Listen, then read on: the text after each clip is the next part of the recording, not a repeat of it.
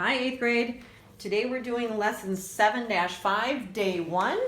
This is on page 440 of your book, and this is division properties of exponents. Our gotta check today is going to be page 441, number 1C. So we're going to try that one specifically. And then your homework for today is page 443, numbers 12 through 20, and your bell ringer is page 430, number 48. Make sure you do 3 sentences on that one. Okay, let's get started. All right, so today we're working through division properties of exponents. So division properties of exponents. And division properties of exponents are going to be the opposite of our rules for multiplication of exponents. So when we did multiplication of exponents, remember we added the exponents together. So for our division rules, our division rule is going to be the opposite. So when we're dividing two bases raised to an exponent, we are going to subtract the exponents of the same base. And there are some other things that we're going to do that they're going to work with this. We have some assumptions to make.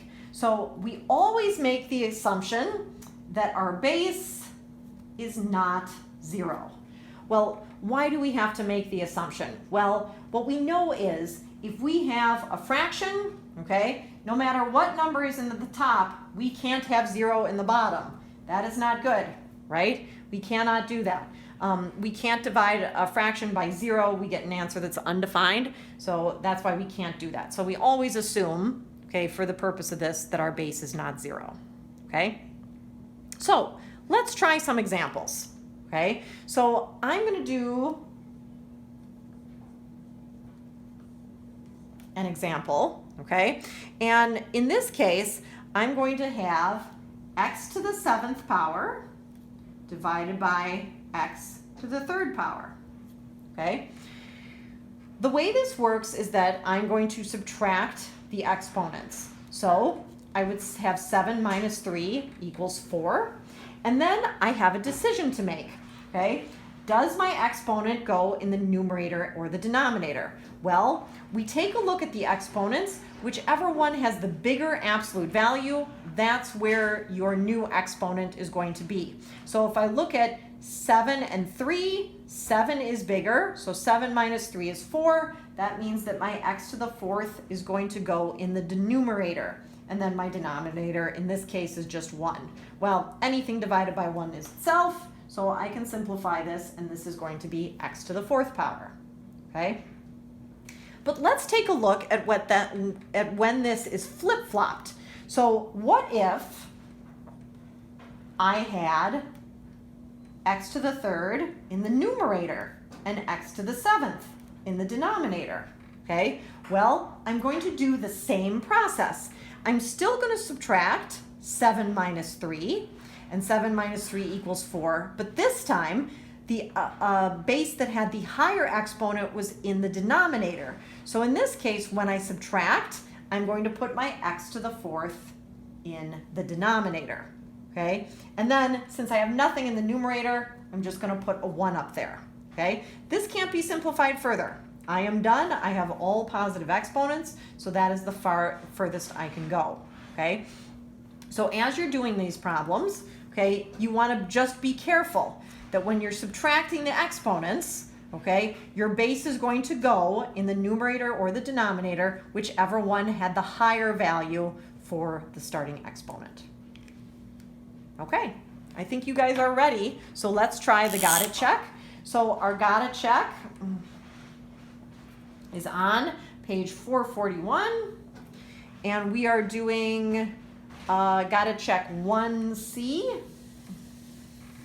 So this one is k, I think it's k to the 6th power, j squared, and that is all divided by k and j to the 5th power.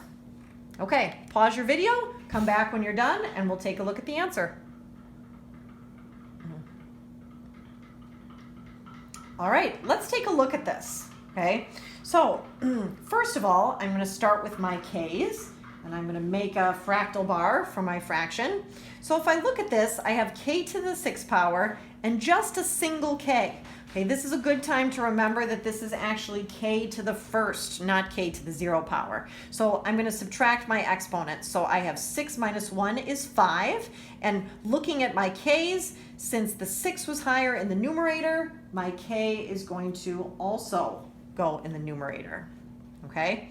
Let's take a look at the j's now. So with the j's, I see my exponents are 5 and 2, so I'm going to take 5 minus 2 is 3. I'm going to see that my j is in the denominator.